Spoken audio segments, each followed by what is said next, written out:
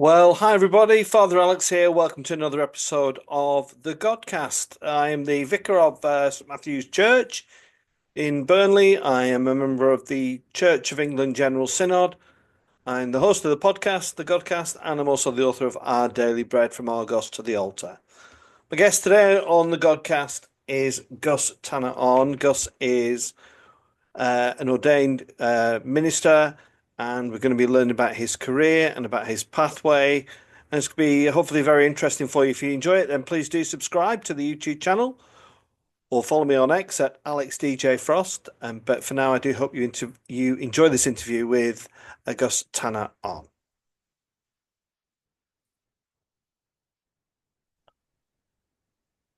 Well, I'm delighted to say that joining me on the Godcast today is Gus Tanner-Ihm. Gus is an ordained member of the Church of England, and it's wonderful to get you on. Gus, how are you? I'm good. I'm good. I'm having a really good day. Just went to the gym, just had prison mass. I'm happy. Okay, just for people who aren't familiar with you, tell us where you are, and what part of the country you're working in, and what your role is. Yeah, so it's quite interesting currently, but I'm based in Manchester, in South Manchester, in Didsbury, which is a very affluent area of Manchester, slash Burnage, which is not known for its affluence, but it's known for the Gallagher brothers, who grew up just across the road from where the church is.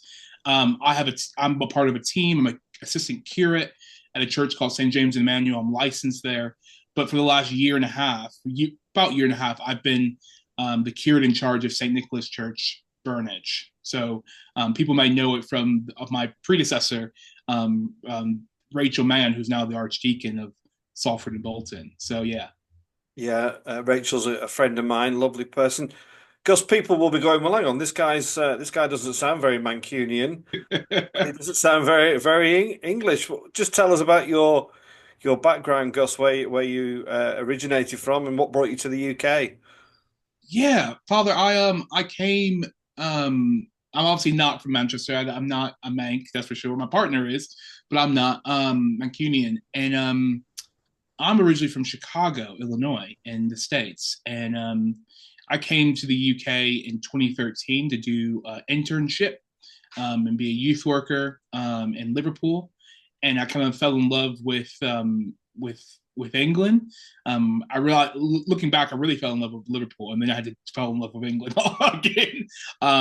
And I've been here basically ever since. Lived in Liverpool, then moved to East London, Essex, then moved to Dorset, then moved from Dorset to Durham, where I trained, and then to Sunderland, and then to Manchester 4 years ago.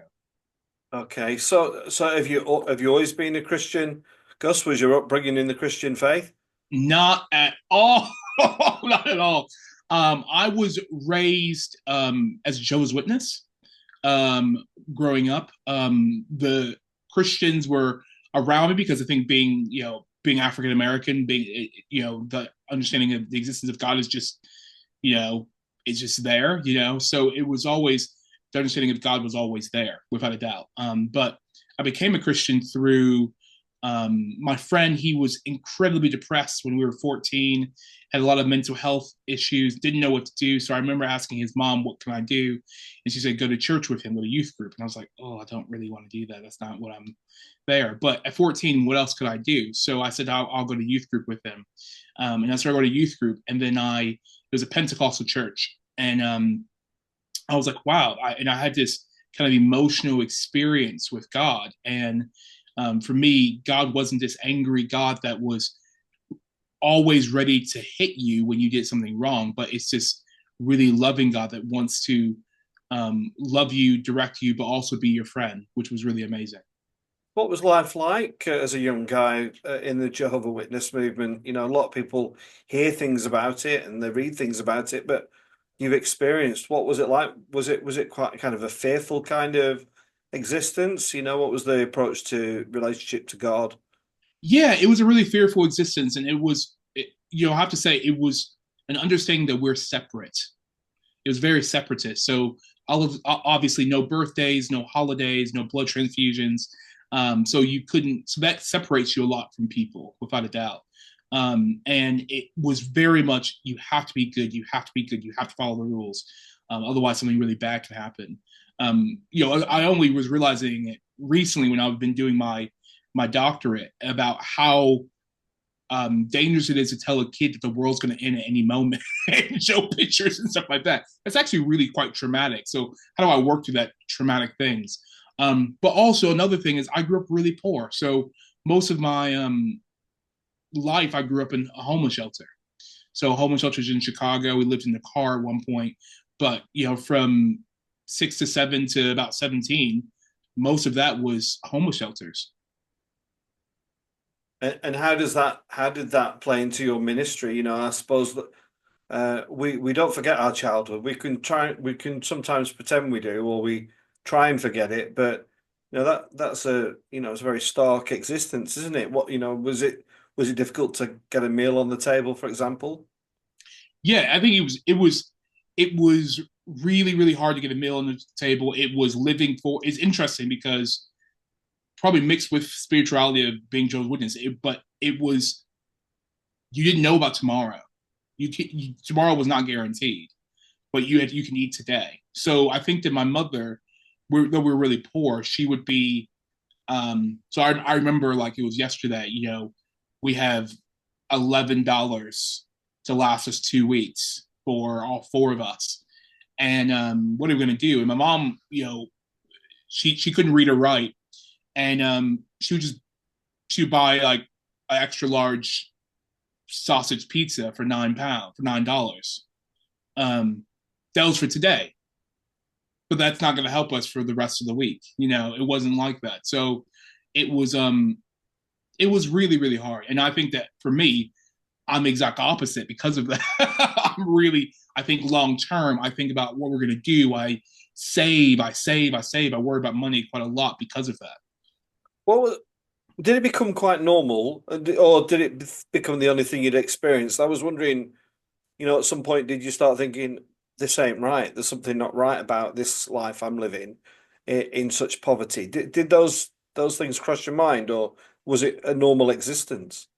It was a normal existence, but it actually, interestingly, wasn't until I became a Christian that I realized, wait a minute, why so many people have so much more and not me? And that was really irritating for me. And I remember, I'm 35, so my first election when I was 18 was Barack Obama ran for president. And I remember just going to, it was quite a conservative Christian university I went to, and people were saying like we're all given the same, and I was kind of like, that's not really true. We're not given all the same plate. Very much so. You might have been given a car by your parents and paid for tuition, so you don't have to worry about that. So you can focus on academic stuff, where I have to like worry about both, and my academics might be not as good because of that. So it's really, I really started to think about that when I became a Christian. And something else I'd read about you, Gus, on your website was that as you're getting older, you're maturing, and your emotions are changing, and things like sexual attraction come into your life, don't they? Yeah. How difficult was that for you as a young guy? Discovering that you were a same sex attracted individual against the pressure of the religion, if that's the right word. The light's on you, isn't it? Oh my God, he's gay. Knowing what people are telling you about being gay. Just explain that to us. It was really, really difficult. I remember when I was probably about 13, 14, actually probably the same summer of me becoming a Christian, I realized I was probably gay. And what's really interesting is my culture, being African American, it was very anti-gay, but also the religious background I came from, being Jehovah's Witness or being a Christian, conservative Christian, it was being gay is bad. But also, I think in general society, it was, we should tolerate gay people, but you don't want to be one. It was very much that. So I think my religious upbringing, my cultural, and then also my secular life, it was all this is negative. There was pictures that say change is possible from Exodus International ministry that is now defunct. And I went to conversion therapy for years, from about 15 to 24 years old. I went to conversion therapy because I really, really wanted to change. I was going to say, was that your choice, or was that and also, Gus, who was the first people you told this? Did you tell your parents, for example? Yeah, it's really interesting. So, um, I remember when I was 14 years old, I had a friend and I told her, and then I said, don't tell anybody. I directly told her mom at the same day. I'm like, great, Megan. But it was really confusing. So I realized I was having these feelings, and I did go to, I was very lucky. There's a university in my hometown, a big university, and they had like kind of like a shelter kind of thing not shelter, but like a drop-in for LGBT youth. So I kind of went in 2 times and I was like, this is so weird. This is so outside of my understanding. Also, to be honest, everyone was white, and that was just not I'm like, so to be gay is to be white. At 14 years old, that's all I was processing. So yeah, so it was really, really difficult. And that's a good question, what you said about, was it your choice or were you forced to do it? And I think that I always think about that because, of course, I was over 18. So when I was over 18, I decided to do it. But also, I lived in a culture that says change is possible. And if you really, really believe in God and have faith, then God will deliver you from this. So I did it. So I did what I was told, and then realized, and I was deeply harmed by it. But yeah, that's what I thought. Okay, let's talk about conversion therapy, Gus, because this is a difficult subject, isn't it? And a lot of people probably won't like what they might hear from you, but just tell us about that experience. Yeah, conversion therapy is really interesting. I've been very much, out of anything, quite advocating for, with the conservative government and now with Labor, to ban conversion practices, and actually have no exemptions, even for religious reasons, which I know for a lot of people that is upsetting for them. They would disagree with my practical approach, but I think if every medical association says that it's bad, then it's probably bad. For me, it ranged from different things. It ranged from group therapy. It ranged from really quite intense laying on hands to pray the demon of homosexuality be removed. It was, I remember having a band on my arm and hitting it every time I felt any sort of attraction. It was also, if I had a friend who I thought was remotely attractive, I would just like cut them off in my life. That's how I dealt with it, which was not helpful. So all different types of conversion therapy, really extreme, what people might think of like kind of prayer ministry to cast out demons, to also just group therapy to be like, okay, how do we resist and resist and resist? Was there one particular event or time where you just thought, this is just ridiculous? This is too much. This is just not right. Yeah, I think so. It was really, really from, when I was in Liverpool, I was in a free church, and I really tried. I mean, I tried for years and years praying that, you know, that I was heterosexual. And I remember this woman named Joanne Hiley, and it's called Life Ministry if you Google it, and it's quite a really interesting, weird, charismatic Pentecostal ministry. And she was talking about the good old days of marriage, and she talked about, and she's an American lady based in New York City, but she came to Liverpool, and she was talking about how in the 1950s it was just the golden age of marriage, and that's, we need to return to that kind of like 1930s, 40s, 50s kind of thing. And for me, I'm not the brightest person in the world, but I do know history, and especially as an American white woman speaking, I was like, well, black and white people couldn't get married during that time. Women didn't have full rights to be able to, like, people like, sexual abuse of their spouse was not considered rape. I'm like, oh, I wouldn't do that. And I remember being like, this is all breaking down. And also, from just Pauline theology, it was very clear that, they said that, God's hope for you is that this would go away. This is what's go away. But Paul, obviously, we read in the New Testament, in the Pauline epistles, that Paul dealt with something. We don't know what it is. And he dealt with it till he died. So I was like, well, actually, it's not promised. This healing idea is not promised. But also, Father Alex, one of the hardest things that I didn't realize is she was kind of a prophet in that community. And I just insulted everyone's prophet. So people were not happy about that. So but it was an English context. So I was freshly new to England. I was like, oh, I didn't know that. Yeah. And what extent, Gus, do you think you were being abused by that process? Because I haven't been part of conversion therapy, and nor would I ever want to be, or anybody else to be part of it.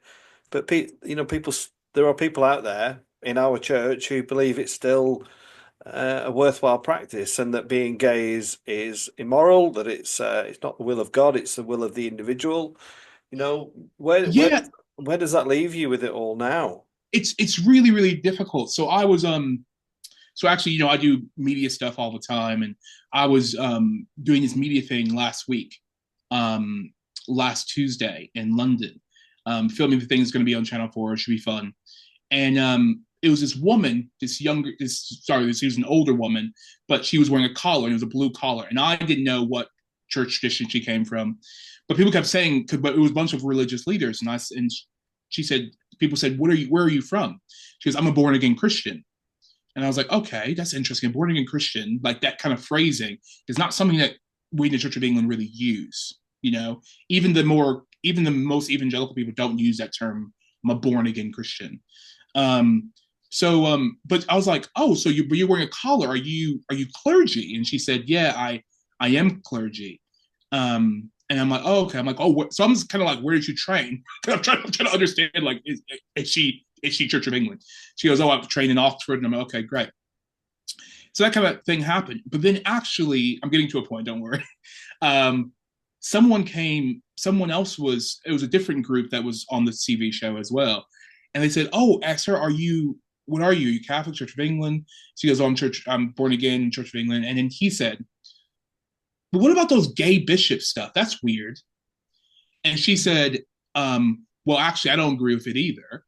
You can't be gay. You can't be a Christian. The Bible says it's an abomination. They're abominations. And I was a bit like, Father Alex, I've never heard someone with a collar in the Church of England speak so directly and so demeaning in that way. And then she said that she was on synod too, and I was like, oh my gosh, this is crazy. But we're with a load of people who aren't, who maybe are Christians or not Christians, but as you know, as people with a collar, we represent the Church of England as well. And that's not really, even if you do agree with that, it's not the most pastoral way of doing it. And then he goes, what do you think? Your Church of England? I go, well, I'm one of those gay priests that she's talking about. And I think she was like, oh, goodness, she kind of just stopped talking to me. And it was a really awkward situation. But I actually went to this woman. I said, you know what? As my sister in Christ, I don't want to just talk bad about you. I want to actually go to you. Now, actually, I don't think that that's appropriate. She goes, well, I call sin, sin. I go, okay, but you don't call people abominations. I'm like, I don't think, and it was fascinating. So it is fascinating, Gus, because in any other world, any other industry, that would be inflammatory language. It would be clergy disciplinary measure, gross misconduct. You just can't say that outside the church, but inside the church, it's all right. Which I think it's abhorrent. As well, as you probably know, in 2020, when I was at Cranmer Hall, I was looking for a curacy. It's public knowledge. I was looking for a curacy. I applied for the Diocese of St. Albans, and got wrote back from the diocese saying, because you're Black, it's not appropriate for you to be a curate at this particular church. And it's interesting when people sometimes like, wait, hold on, there's no way that happened. There's no way that happened. And they look, and the BBC they do well, good journalism, and you're like, oh my goodness, that really did happen. Father Alex, if that happened, if that was any other organization, I would be rolling in money. But instead, they said we're sorry. And actually, during 2020, one of the hardest things I ever had to go through was because I grew up homeless, and when my housing is is threatened, is when I fall to pieces. If I'm honest. So in 2020, I didn't have a place to live. I didn't have any money, and I couldn't go back to the U.S.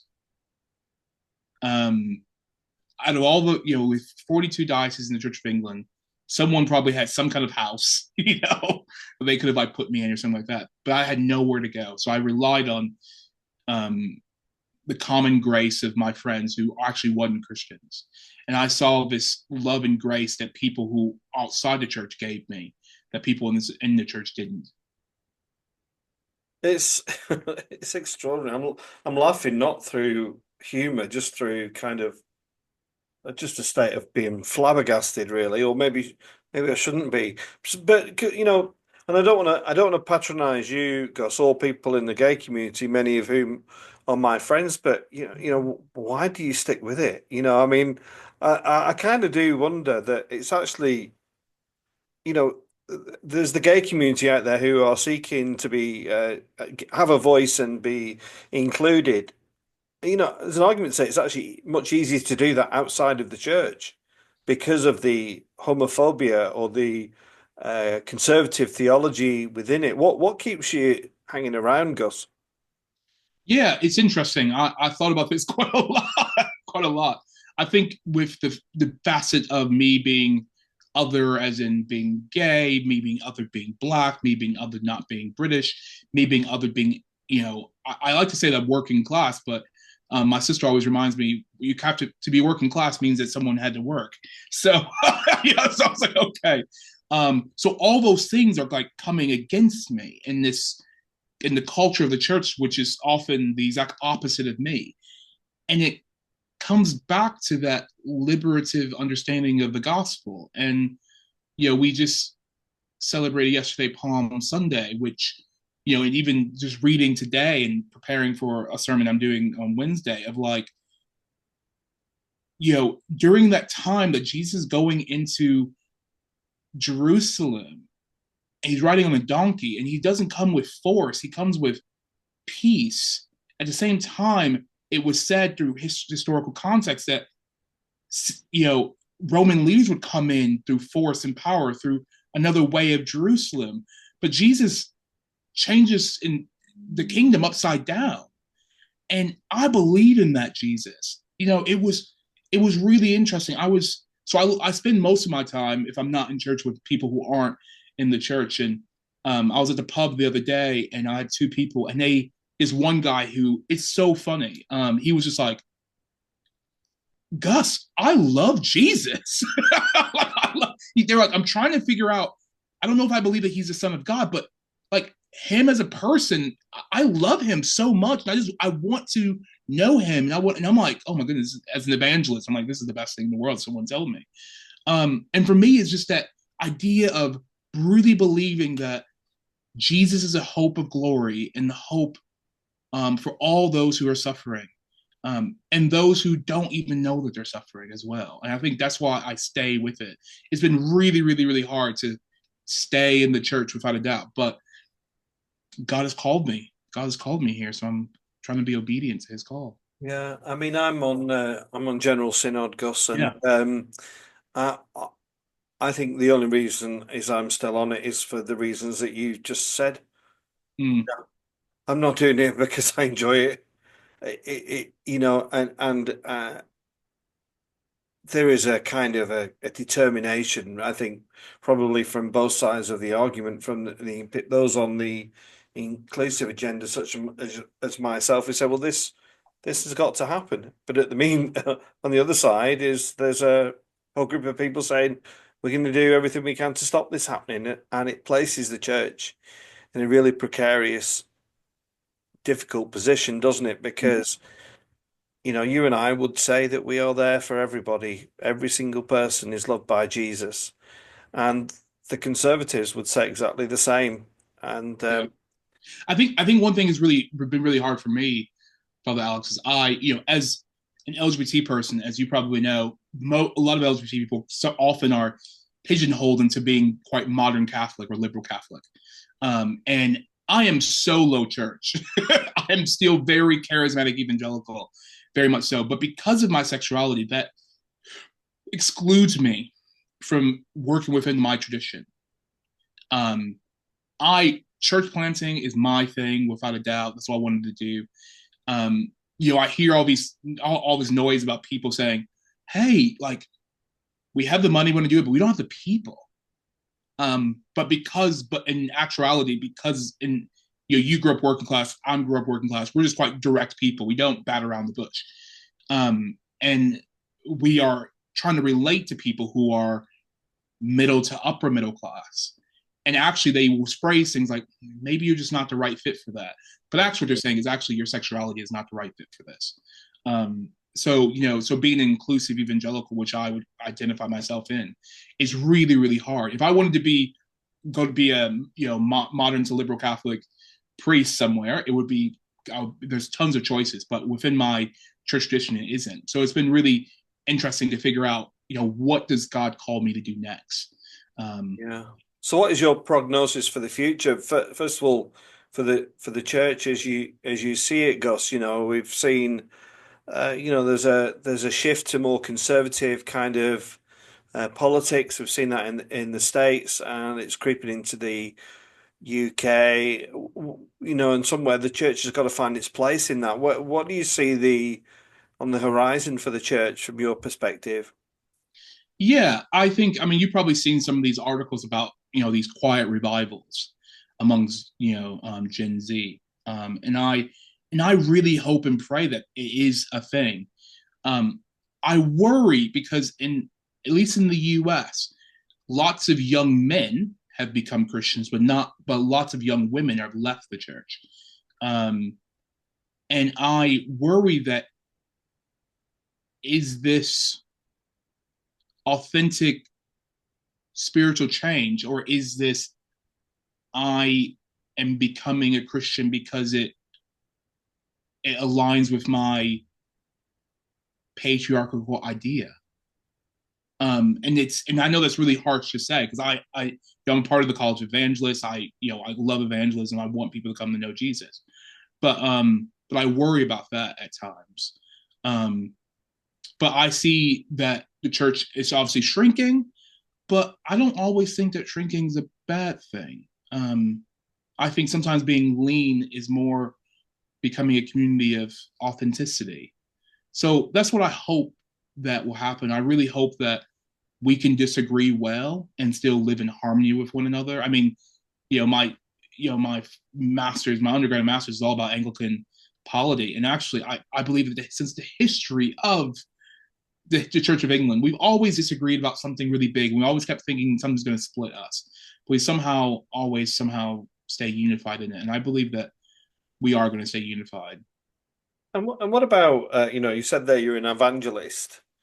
Uh, as somebody who hasn't spent all my life in the church, um, when I see some evangelists in action, Mm. I just think they're speaking a language that just doesn't connect with the world that I've kind of come from, Um, and I wonder why I mean, I've said frequently that I think we only evangelize to ourselves, and when we do, we're not even that good at doing that. I wonder what you think about that. Yeah, to me, evangelism to me is just doing what you love to do and inviting Jesus into it.